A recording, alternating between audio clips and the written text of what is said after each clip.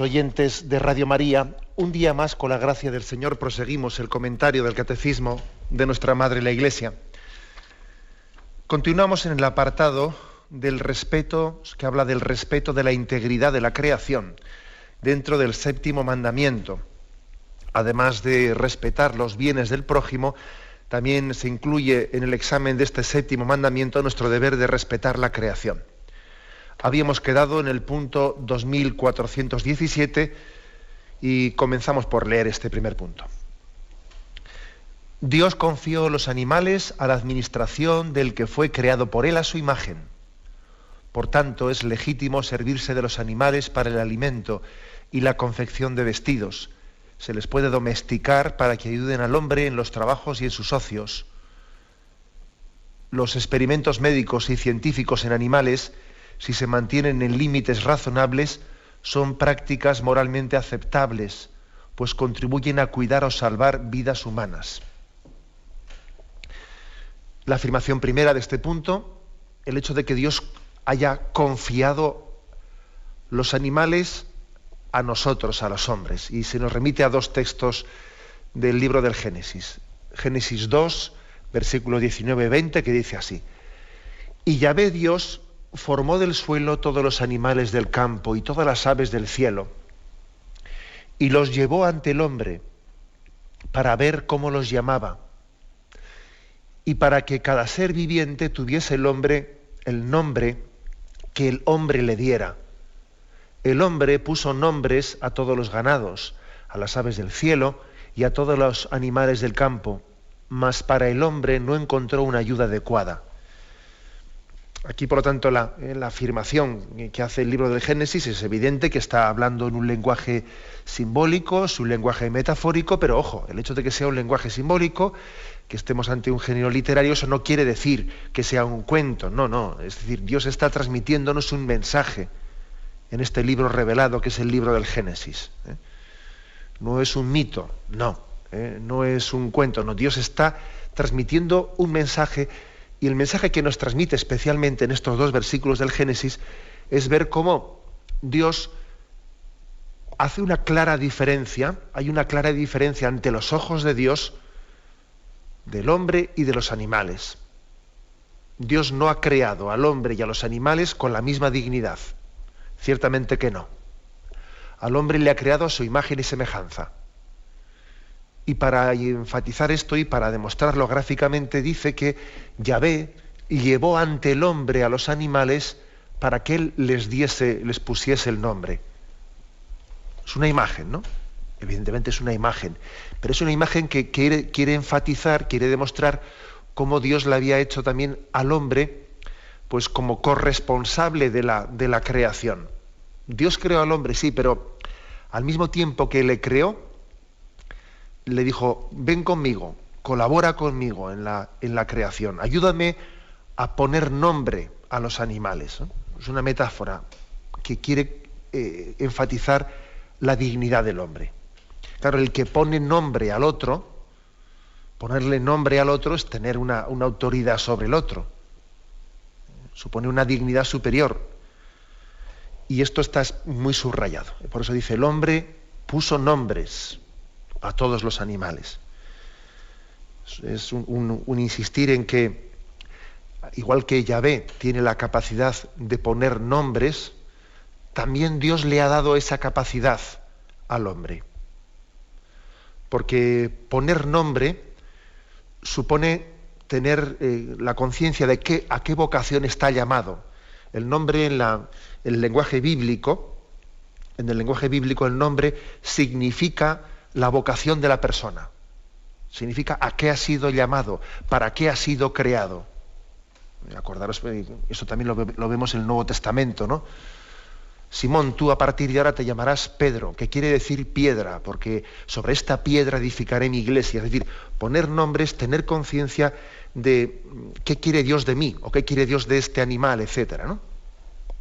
Bien, pues la primera afirmación que hace en este punto que hoy comentamos el Catecismo es, vamos a ver, es importante distinguir la dignidad de los animales y la de los hombres. Sí, nosotros por supuesto que insistimos en que en que tenemos que respetar la creación, tenemos que respetar los animales, etcétera, pero no lo hacemos como a veces ocurre en algunos ambientes ecologistas que reivindican el respeto de la creación desde un punto de partida equivocado, desde un punto de partida pues, de que nosotros estamos al mismo nivel que el resto de la creación. No, eso no es así. Nuestro punto de partida para después intentar argumentar el por qué tenemos que ser respetuosos con el resto de la creación, con los animales, no es ese de ponernos al mismo nivel que ellos. No, eso no. Creo que todavía está enfatizado esto cuando dice aquí, el hombre puso nombre a todos los ganados, mas para él no encontró una ayuda adecuada. Otra cosa importante. Es decir, el hombre no es capaz de encontrar un tú a tú con otro animal. No puede. No puede. Y igual alguno que me está escuchando dirá, bueno, pues yo con mi perro me parece que me entiendo mejor y descanso más y afectivamente para mí supone más descanso mi perro que mi familia, con la que tengo un montón de problemas. Y entonces esto también seguro que alguno lo está pensando. Que yo con mi perro encuentro un descanso interior y una especie de desahogo, etcétera. Encuentro más ayuda en mi animal de compañía, lo que sea, que pues en mis relaciones humanas, y no digamos nada con mis vecinos, porque tal, y esto, y lo otro, y lo demás allá, ¿no? Fíjese que hemos discutido por el perro con los vecinos, y esto y tal. Bueno, entonces, es verdad que subjetivamente hablando puede haber situaciones y circunstancias en las que uno, pues en un animal de compañía, haya podido encontrar pues un apoyo y una ayuda, y etcétera, y eso le ayude para su equilibrio personal interior. Pero de ahí no podemos desprender, sería incorrecto, sería desequilibrado el que le diésemos al animal una categoría de un tú, de una relación personal, de amistad, que eso no es así. O sea, nosotros no podemos tener una relación de amistad con un animal. Y si a veces pues nos ocurre que tenemos más apoyo y más descanso en un animal de compañía que con nuestro prójimo, eso tenemos que reconocer, con humildad, tenemos que reconocer que no es el ideal y que esconde pues una falta de relación equilibrada con el prójimo, con la familia, etcétera, y hemos buscado un refugio. De alguna manera estamos compensando nuestra falta de relación normalizada con el prójimo, la compensamos en un animal de compañía. Entonces, ¿qué hacemos? Bueno, pues yo no estoy diciendo que tengamos que prescindir de ese animal, no. Lo que estoy diciendo es que tengamos cuidado de no estarnos escudando en que con un animal de compañía yo y con él me desahogo, etcétera, y ya con eso estoy como buscando un refugio para no acometer esa falta de relaciones humanas que tengo con la familia, con el prójimo, y ahí tengo un tema pendiente y no lo abordo, y entonces lo que hago es desfogarme mi afectividad y mi descanso pues con un animal con el que me siento a gusto.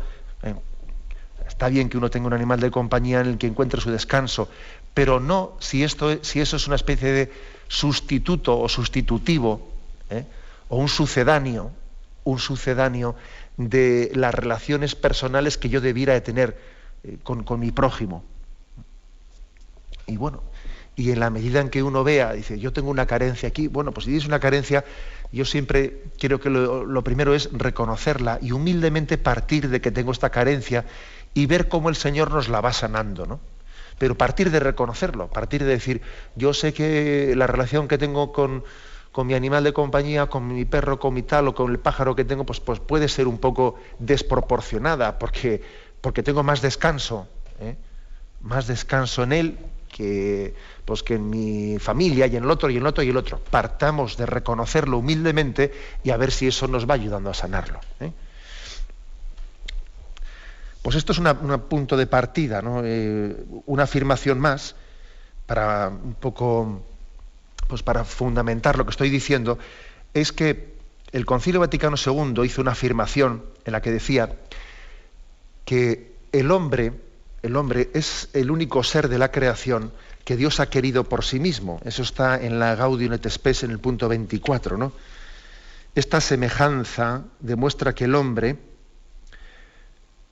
única criatura terrestre a la que Dios ha amado por sí misma, ¿Qué quiere decir esto?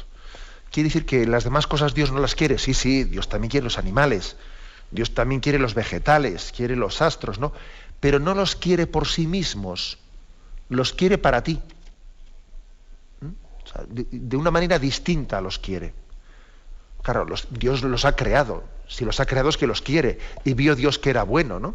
Pero bien, aquí se refiere esto a otro aspecto distinto. Lo digo porque esta afirmación del Concilio Vaticano II ha causado pues, sus revuelos en algunos círculos lefebristas, de esos círculos lefebristas que acusan al Concilio Vaticano II de haber cambiado la doctrina tradicional de la Iglesia, que eso es absolutamente falso.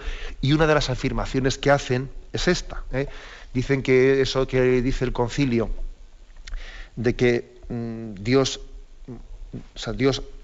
la única criatura a la que Dios ha amado por sí misma es el hombre, dicen los lefebristas, bueno, algunos de ellos, ¿no?, en alguna ocasión han hecho alguna acusación diciendo que eso no formaba parte de la afirmación de la tradición de la Iglesia, ¿no?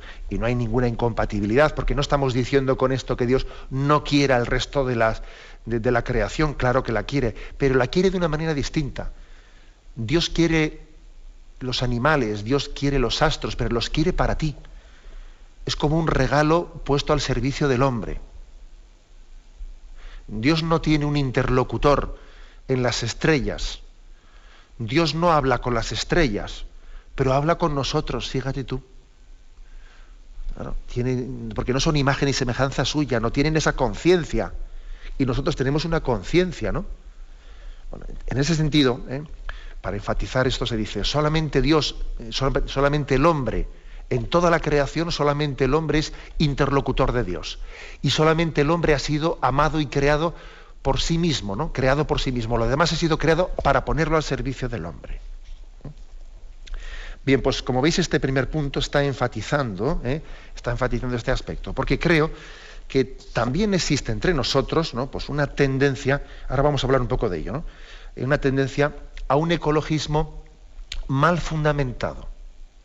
Y la reivindicación ecologista es muy importante fundamentarla bien. Existe una tendencia, una corriente ecológica que para dignificar a los animales parece que está bajando la dignidad del hombre. No, y eso está equivocado.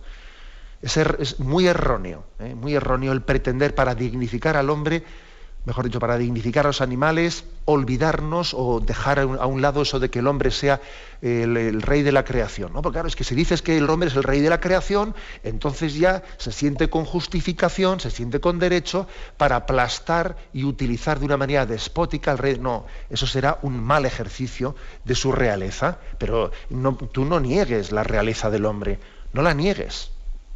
Sería, pues, por tanto, un mal planteamiento de partida. Tenemos un momento de reflexión y continuamos enseguida.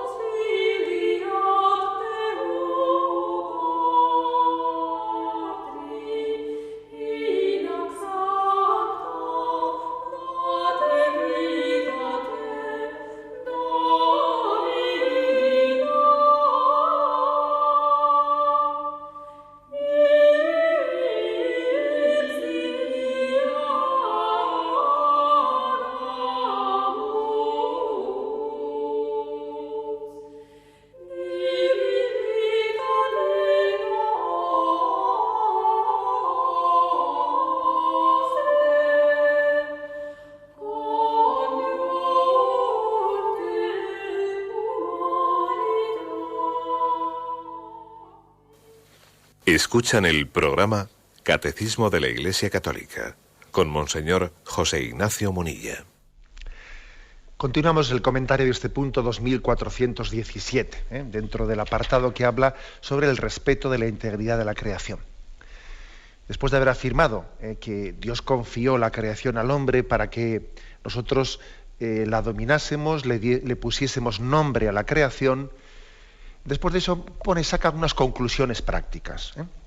Por tanto, es legítimo servirse de los animales para el alimento y la confección de vestidos.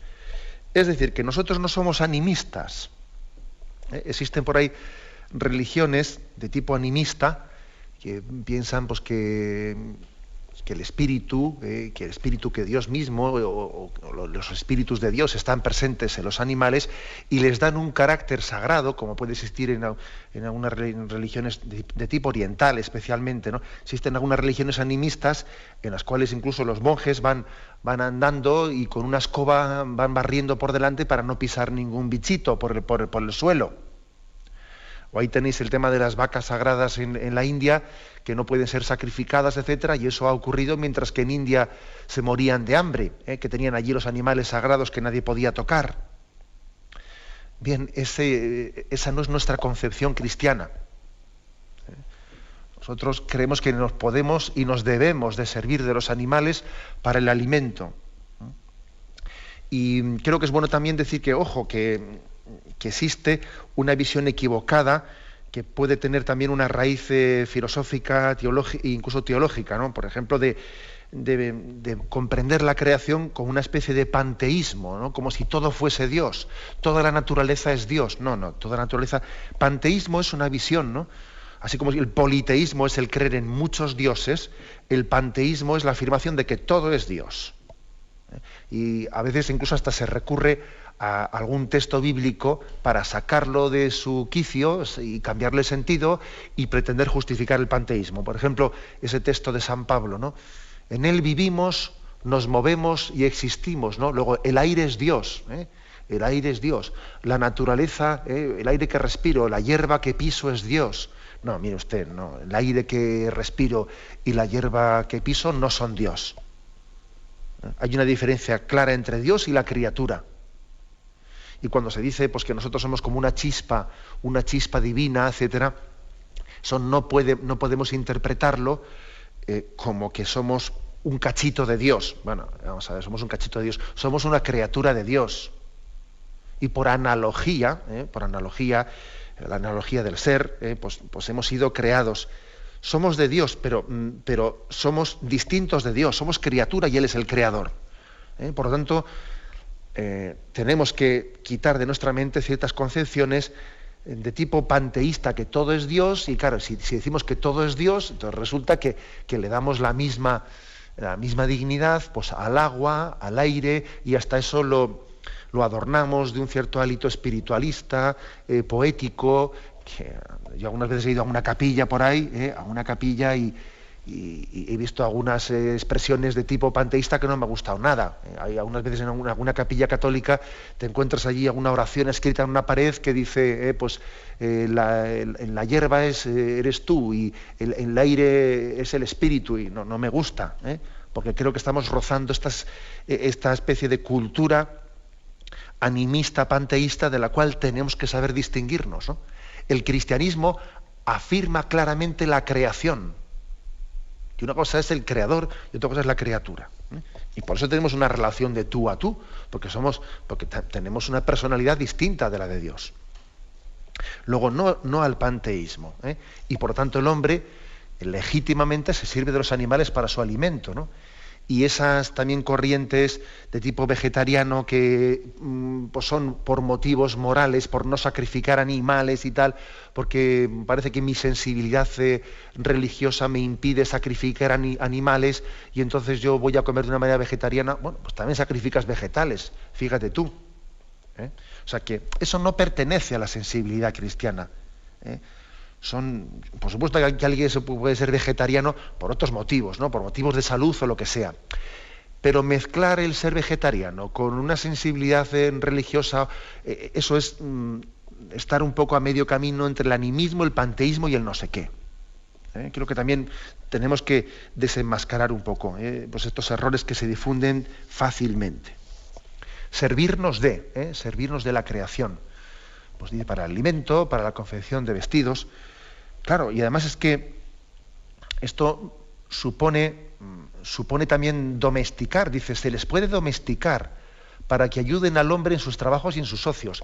Así como en el día anterior del catecismo, aquí hablábamos del por qué no de la esclavitud, y por qué la esclavitud es totalmente contraria a la dignidad del hombre, etcétera. Claro, sin embargo, al animal el hombre sí lo esclaviza. Lo que pasa es que nosotros no le llamamos a eso esclavizar, le llamamos domesticar. A los animales los domesticamos y en una serie de granjas pues también los ordenamos su producción de una manera pues para que sea también más eficaz.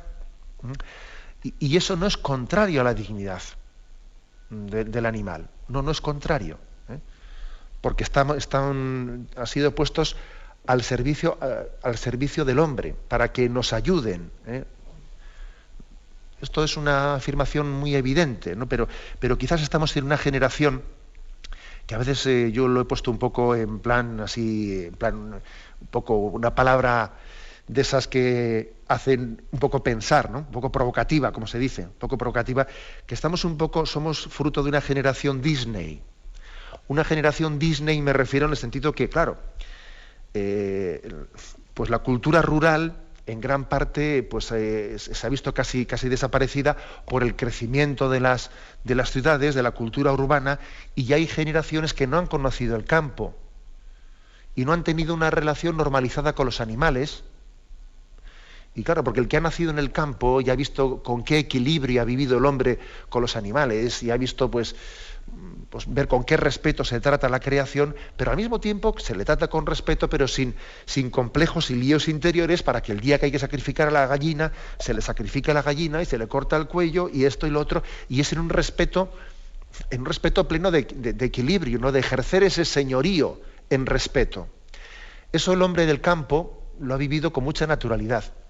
Pero curiosamente, cuando crece, ¿no?, la vida urbana, se crean unos valores pues, con bastante desequilibrio, ¿no? Hay una generación Disney pues, que es capaz, ¿no?, pues de eso, pues que Mickey, el ratón, el no sé qué, Pluto, lo otro, o sea, que estamos personalizando. A veces hablamos de los animales en términos personales, como si los animales fuesen personas. Y entonces salen los dibujos animados y hablan y lo otro. ¿Y eso qué puede conllevar? Pues que esos niños, esos jóvenes, esos adultos son generaciones que no han tenido una relación normalizada entre el hombre y el animal. Y que a veces, fácilmente por esa falta de cultura rural en la que, cultura del campo en la que eso ha sido vivido con mucho equilibrio, pues a veces, por falta de esa cultura rural, a veces ocurre en esta cultura urbana pues que hay contrastes muy grandes, ¿no? Que tratamos a los animales como personas y a las personas les tratamos como animales. Y eso forma parte del desequilibrio de nuestra generación. Y eso hay que denunciarlo. Y eso tenemos que poner el dedo en la llaga y decir, aquí hay algo que no es de recibo. Que no es de recibo. Continúa, ¿no? Dice, es decir, se puede domesticar a los animales para que ayuden al hombre en sus trabajos y en sus ocios. Bien, pues es legítimo. Luego hablaremos también de cómo hay que matizar esto. Todo es matizable, ¿no? Porque cuando las cosas se sacan de quicio, pues claro. Pero pues, el hombre también al burro, al caballo, al buey, pues le somete, le domestica para ayudarle en su trabajo, en sus ocios, también en el ocio. Pues también que el hombre tenga su ocio con el caballo, con el perro, etcétera, pues es lo cual supone domesticarle, ¿no? Supone sacarle un poco de su entorno. También a los pájaros les sacamos de su entorno y les cerramos la puerta de la jaula. ¿Y qué pasa? ¿Que eso es indigno? Pues no es indigno, porque entendemos que Dios le ha dado al hombre esa dignidad y esa autoridad, ¿no? Incluso, fijaros, el texto del capítulo 9 del Génesis, que no he dejado sin leer, que también cita aquí, el catecismo, dice: Dios bendijo a Noé y a sus hijos, diciéndoles: sed fecundos, reproducíos y poblad la tierra. Todos los animales os temerán y os respetarán. Las aves del cielo, los reptiles del suelo y los peces del mar están bajo vuestro dominio. Bueno, este texto de la palabra de Dios, de que todos los animales os temerán y os respetarán, claro, hace referencia a una autoridad dada por Dios al hombre, con la capacidad de poderle domesticar, poderle sacar de su entorno, poderle pues ponerle a su servicio, y no creo que sea justificable ciertos escándalos de que estos animales están aquí en jaulas o están en tal, hombre, pues también lógicamente tendrán que estar enjaulados, etcétera, con una cierta dignidad, con una cierta dignidad. Pero eso de que, por ejemplo, el proyecto Gran Simio, que en su momento fue aquí presentado y aprobado en el Parlamento español, el proyecto Gran Simio, ¿no?, prohibiese en uno de sus puntos la esclavitud de los simios, pero hombre, pero ese término es absurdo, es ridículo hablar de prohibir la esclavitud. Es una inversión de valores totalmente, ¿no? Es ridículo. Es la afirmación de prohibir la esclavitud de unos simios. Otra cosa es que se pida que las condiciones en las que estén sean dignas, sean respetuosas.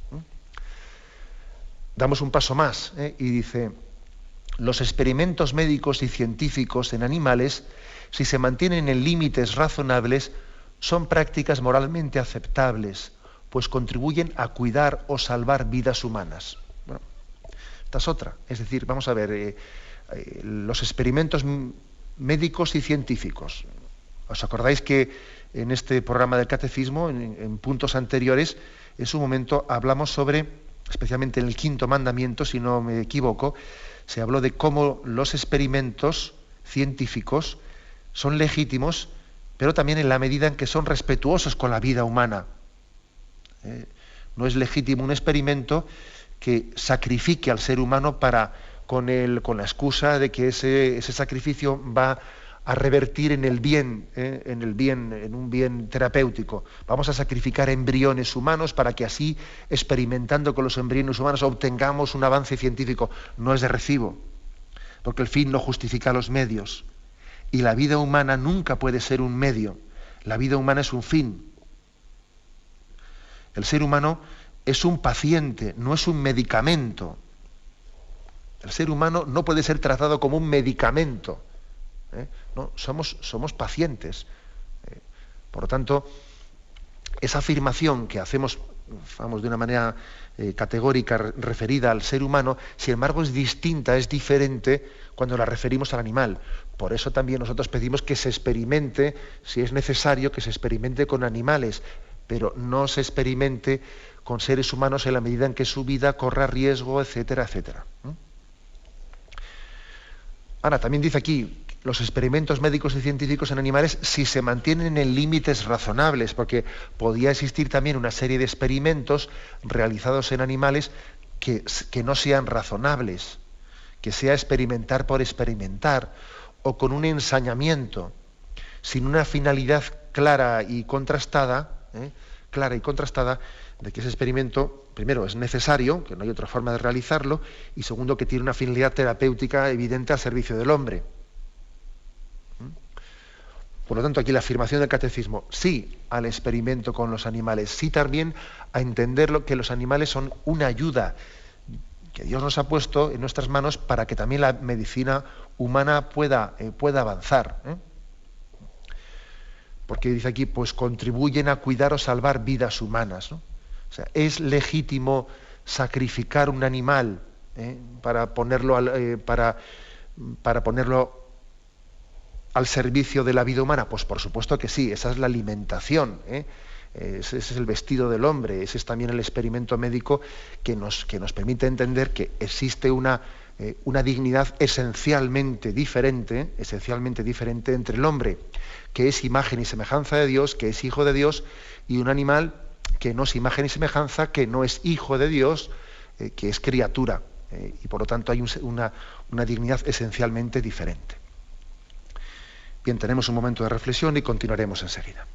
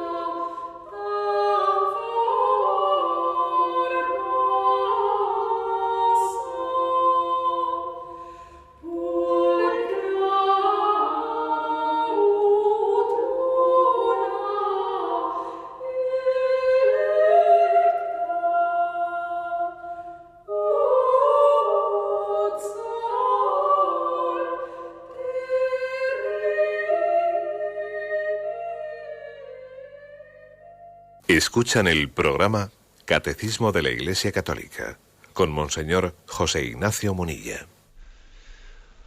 Continuamos en esta edición del Catecismo. Queremos concluir el apartado que tiene como título El respeto de la integridad de la creación. Y pasamos finalmente al punto 2418, con él se concluye este apartado. Dice: es contrario a la dignidad humana hacer sufrir inútilmente a los animales y sacrificar sin necesidad sus vidas. Es también indigno invertir en ellos sumas que deberían remediar más bien la miseria de los hombres. Se puede amar a los animales, pero no se puede desviar hacia ellos el afecto debido únicamente a los seres humanos. Tres afirmaciones importantes, ¿no?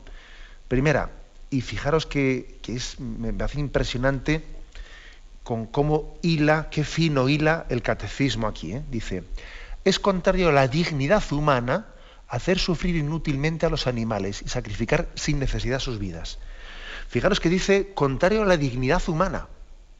Porque, hombre, podría decir es contrario a los animales. No. Dice, es contrario a la dignidad humana que nosotros nos ensañemos innecesariamente con los animales, sin necesidad. Y pues estarlos sacrificando o haciéndoles sufrir de una manera inútil. Eso va en contra de la dignidad del propio hombre. ¿Por qué? Porque Dios le ha pedido que sea Señor de la creación, pero ser Señor no es ser un déspota. Porque a veces puede ocurrir que el hombre esté proyectando sus crueldades pues con los animales, haciendo un juego con los animales en el que parece, bueno, dice, ya que no tengo la capacidad, porque eso no se me permite, no se me permite pues el ejercer esa especie de tensión interior de violencia con el hombre, ya que hoy en día las luchas de gladiadores no están permitidas, pues mi tensión interior, yo pues esa especie de violencia interior la proyecto a los animales, ¿no? Y entonces es contraria a la dignidad humana hacer sufrir inútilmente. El sufrimiento pues puede ser necesario para algunos fines, pero ser gratuito, etcétera, es contrario a la dignidad humana, porque eso un poco nos animaliza. Ya sé que este tema es delicado, luego donde se pone la frontera, ya lo sé que es delicado, y ya sé que todo el mundo estará ahora pensando, ¿y los toros? ¿Y no sé qué? Pues claro, ya sé que es complicado, porque hay algunas cosas como, por ejemplo, los toros, que forman parte de la cultura de los pueblos de una manera tan arraigada, pues que es yo creo que es muy difícil, ¿no? Sería demasiado ligero pues hacer la afirmación, apliquemos literalmente lo que afirma este punto del catecismo a los toros. Pues posiblemente no sea lo correcto, porque somos conscientes de que el toro está ya ancestralmente, ¿no? Siendo un animal de pelea, etcétera, pues existe esa integración en la cultura de un pueblo que no se vive, no se vive la fiesta del toro, pues en España y en otros lugares no se vive con este espíritu de ensañamiento, sino que forma parte de una cultura de ocio que es difícilmente condenable sin más. Por eso, ahora, es verdad que seguro que algún cristiano de otro lugar, aquí también hay un margen de subjetividad, entendedme, hay un margen de subjetividad, porque posiblemente un cristiano pues de Alemania le pueda chirriar el tema de los toros. Yo entiendo que a él le chirríe, porque aquí estamos hablando de que si es contrario no a la dignidad del animal, fíjate, a la dignidad del hombre. Entonces, dependiendo de la cultura de la que el hombre parta, es posible que algún espectáculo pueda ser contrario a la dignidad de alguien en un sitio por la cultura en la que él ha sido formado, y en otro lugar no. Eso también hay que afirmarlo. ¿Por qué lo digo? Porque, claro, si estaríamos diciendo que el problema está en la dignidad del animal y por lo tanto no se le puede sacrificar, sería lo mismo para el alemán que para el español. Pero como el catecismo afirma que lo de hacer sufrir inútilmente es contrario a la dignidad humana, a la nuestra, entonces claro, también influye bastante el contexto cultural en el que hemos nacido. Porque igual en otro contexto lo de los toros alguno lo entiende como una barbaridad innecesaria, y sin embargo pues en España entendemos que la cultura en la que ha nacido pues no es una cultura de ensañamiento, ¿no? Sino que está integrado en un arte taurino. Ahora, me he atrevido a afirmar, ¿no?, que lo que la Iglesia difícilmente va a hacer es dónde pongo la frontera o la línea divisoria. Eso es difícil. Pero todos somos conscientes, ¿no?, de que hay ciertas peleas de perros, o me subo a la torre y lanzo la cabra desde la torre, lo que es una costumbre aquí que de los mozos desde siempre han cogido y le han lanzado la cabra desde arriba abajo. Además, una manera de discernir qué tipo de juegos con animales de ensañamiento suelen ser contrarios a la dignidad del hombre, una manera de discernir, ¿sabéis cuál suele ser? Que ciertos tratamientos indignos hacia los animales suelen estar rodeados de otro tipo de comportamientos indignos también. Por ejemplo, eso de que lanzamos la cabra desde la torre, de la cumbre de la torre, a que esos mozos, esos quintos, cuando hacen eso, están casi todos borrachos. Luego ya es bastante significativo eso, que eso esté ligado a estar casi todo el mundo borracho. A que ese tipo de peleas de perros que tienen lugar en un contexto de estar apostando dinero allí de una manera totalmente indigna. Y es decir, que generalmente una manera de discernir cuando un tratamiento hacia los animales es indigno es el que se suele todavía ligar a más indignidades. Es difícil que una indignidad vaya allá solitaria. Se suele todavía unir a otras. Dice la segunda frase: es también indigno invertir en los animales sumas que deberían remediar más bien la miseria de los hombres. Esta es otra, no es equilibrado, no es proporcional que alguien se esté gastando en su perro muchísimo más dinero que lo que da a obras de caridad. Pero bueno, pero ¿cómo es posible? ¿Cómo es posible que yo invierta más dinero en mi perro que en las obras de caridad? Aquí estamos hablando de clínicas caninas y peluquerías no sé qué, y eso no es digno. Y eso enciende una voz de alarma en nuestra vida, una voz de alarma, ¿no? Lo que he dicho antes, ¿no? Que se haya invertido los valores y personalicemos a los animales a la vez que animalicemos a las personas. Eso nos tiene que... Claro, aquí como todo es consumismo, aquí todo el mundo... Por supuesto que la veterinaria es una ciencia totalmente digna, ¿no? Pero claro, una cosa es la veterinaria y otra cosa es el hecho de que tratemos a los animales como personas.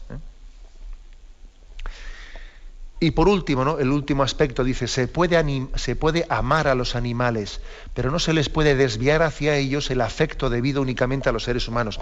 Ya lo hemos dicho al principio, amar a los animales, sí, porque todo lo que Dios ha creado es bueno.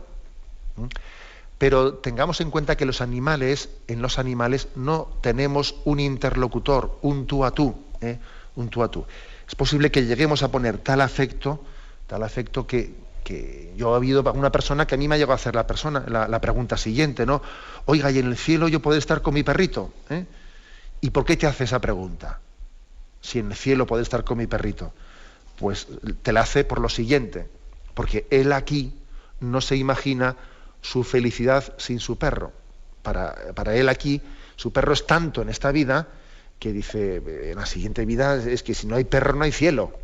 Bueno, y eso evidentemente, ¿qué ocurre? El problema no está en la respuesta a la pregunta, el problema está en la misma pregunta, en lo que denota la pregunta. Pero claro, no habría ningún inconveniente en decirle, mira, también la Sagrada Escritura habla de los cielos nuevos y la tierra nueva, ¿no? Y es difícil entender de qué manera la tierra, la creación, va a ser transformada y participará de alguna manera también de la glorificación del cielo. No sabemos concretamente de qué manera. Pero el problema no está en responderte, sí, tu perrito estará contigo en el cielo. No. El problema está en que tú haces esa pregunta porque tienes una relación con tu perro excesiva, que está como tapando tu falta de relación más normalizada con amistades, etcétera, que llenen tu vida de una manera equilibrada. ¿No?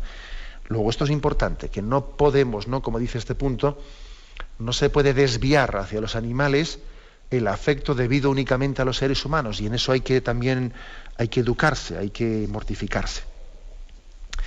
Bien, este es el apartado que concluimos, ¿no?, el apartado sobre el respeto de la integridad de la creación. Quiero añadir que en agosto del año 2008, como ya viene teniendo costumbre el Papa Benedicto XVI, tuvo un encuentro en verano pues con una serie de sacerdotes, seminaristas, etcétera, y allí suele ser ya habitual que en esos encuentros le dirijan preguntas y el Papa las responda, ¿no? Se somete a una especie ahí de bombardeo de preguntas de los seminaristas o los sacerdotes del lugar.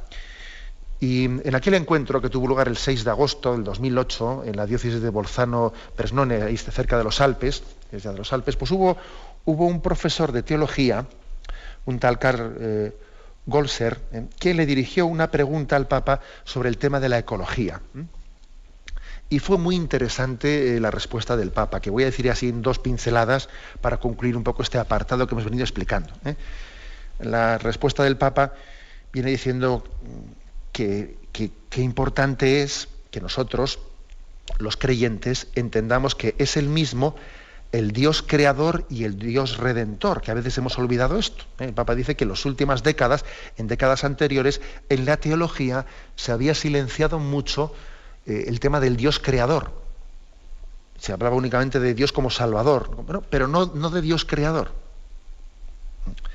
Fijaros que encontraremos muchas parroquias que llaman parroquia del Salvador, pero casi yo creo que no se encuentra en ninguna parroquia que se llama parroquia del Creador. Eso casi no se encuentra, ¿no? Igual hemos enfatizado mucho, ¿no?, el aspecto de la redención, pero lo malo es que no es que lo hayamos enfatizado, sino que lo hayamos hecho en detrimento de la creación. Y es muy importante, dice el Papa, que también se insista en ello, porque eso fundamenta la dignidad de la creación y el deber moral de tener un respeto, un equilibrio ecológico, no entendiendo nunca la palabra del Génesis de someted la tierra como si fuese justificación de ningún abuso, sino que el término someter, dice el Papa, supone ser custodios de la creación, que estamos llamados a ser custodios de la creación, desarrollar sus dones, colaborar con la obra de Dios, de forma que los dones de la creación son valorados y no pisoteados y destruidos. Y en aquella respuesta que le daba el Papa a este sacerdote, decía, fijaros cómo en torno a los monasterios, en la tradición de la Iglesia, pues se han hecho pequeños oasis de la creación, pequeños paraísos, se ha cuidado la naturaleza, se han cuidado los jardines, ¿no? Los monasterios han sido lugares en los que el encuentro con Dios también ha llevado a un cuidado muy delicado de la creación. Y el Papa dice más, dice que ese texto famoso del capítulo 8 de la Carta a los Romanos, donde dice que la creación sufre y gime y espera ser liberada, también se refiere, tenemos que aplicar eso de que la creación está expectante, la creación está esperando pues su liberación. Dice, hay que aplicar ese texto a que los hombres, los hijos de Dios, tenemos que liberar a una creación que gime, tratándola con respeto y con delicadeza, superando el consumo brutal, un consumo de puro materialismo. Cuando, dice el Papa, lo leo literalmente, el consumo brutal de la creación comienza donde no está Dios, donde la materia es solo materia para nosotros, donde nosotros mismos somos las últimas instancias, donde el conjunto es simplemente una propiedad nuestra y el consumo es solo para mí mismo. El derroche de la creación comienza donde no reconocemos ya ninguna instancia por encima de nosotros, sino que solo nos vemos a nosotros mismos. Comienza donde no existe ya ninguna dimensión de la vida más allá de la muerte, donde en esta vida debemos acapararlo todo y poseer la vida de la forma más intensa posible. Por lo tanto, tenemos desde nuestra sensibilidad cristiana de luchar eficazmente contra el derroche. Y el Papa, por tanto, da como una especie de fundamentos teológicos, ¿no? Y insiste, y termino con esto, insiste en que también la ecología es un lugar de diálogo entre el cristianismo y el mundo. Es una forma nos brinda una ocasión propicia para hablar públicamente de nuestra fe, hacerla presente en instancias en las que igual no se nos iba a permitir hablar de otros temas cristianos. Y dice el Papa, aprovechemos también el diálogo sobre la ecología para hacer presente al cristianismo en el diálogo fe-cultura. Bien, lo dejamos aquí Y vamos a dar paso ahora a la intervención de los oyentes. Podéis llamar para formular vuestras preguntas al teléfono 917-107-700. 917-107-700. Manera de protesta que tiene. O sea que cuando hay un dolor fuerte no hay que tomar analgésicos, hay que ir directamente al médico. Sí, hay que bien, Primero ir al médico. Pero no analgésicos fuertes para que se cometa el error de bloquear la defensa y no poder llegar al diagnóstico. Bien. ¿Le gustaría tener sus programas favoritos de Radio María para escuchar en cualquier momento? Llame y pídanos el programa que más le interesa en cualquiera de sus emisiones. Recogeremos su petición además de sus datos completos para hacer el envío. Solo necesita tener un lector de CD o DVD que reproduzca el formato de compresión digital MP3. Llame al 914-550-480 y atenderemos su petición encantados. Tome nota. 914-550-480. Sí, buenos días. ¿Con quién hablamos? Buenos días. Buenos días. Yo soy Maripaz, de Madrid. Adelante, Maripaz. Quería agradecerle mucho la claridad y el cariño con el que usted nos explica las verdades de nuestra fe. Muchísimas gracias. Yo le iba a preguntar sobre el Papa Pío XII, porque a raíz de la visita del Papa, la prensa le está poniendo muy mal y le dejan como un cobarde, incluso que perteneció a los nazis, y es que hay veces que me faltan a mí criterios para defenderlo. De acuerdo. Muchísimas gracias por su pregunta. Y la verdad es que tiene toda la razón la oyente en decir que creo que el Papa Pío XII está siendo injustificadamente tratado, ¿no? Cuando se habla de qué puesto concreto tuvo en el Holocausto, ante el Holocausto nazi. Hay que decir lo siguiente, es decir, creo que primera afirmación, me parece importante, y os remitiré también a un artículo que en su día escribí sobre este asunto. Decir que después de concluida la Guerra Mundial, el mundo judío no tuvo más que palabras de agradecimiento sobre Pío XII. Agradecimiento porque eran conscientes de que había sido la única instancia que había hecho todo lo posible por intentar ayudar a los judíos en aquella durísima situación. Ojo que los aliados habían mantenido un silencio absoluto sobre el tema del sacrificio de los judíos en el Holocausto. Y sin embargo, al concluir la Segunda Guerra Mundial, no hubo más que palabras de agradecimiento, incluso distinciones y premios otorgados a Pío XII. Y se le nombró también destacado de las naciones, que es uno de los títulos que los judíos dan por el servicio que hizo. Fijaros bien, ahora mismo no lo recuerdo de memoria, pero pasados ya mucho tiempo, más de 20 años, es cuando hubo una obra de teatro, una obra teatral, que por primera vez hizo una crítica del supuesto silencio de Pío XII sobre el tema del Holocausto, y a partir de ahí comenzaron las críticas. Es decir, que fue una obra teatral la que 20 años después de concluida la Segunda Guerra Mundial, la que inició una polémica. Pero hay que decir que los judíos que habían conocido en directo y en vivo cuál fue el posicionamiento de Pío XII, no hicieron más que darle gracias y distinciones y premios al concluir la Segunda Guerra Mundial.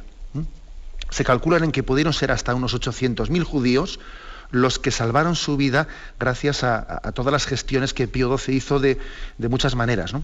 ¿Qué acusaciones se le hace? Que públicamente él nunca habló o pronunció la palabra el Holocausto, etc.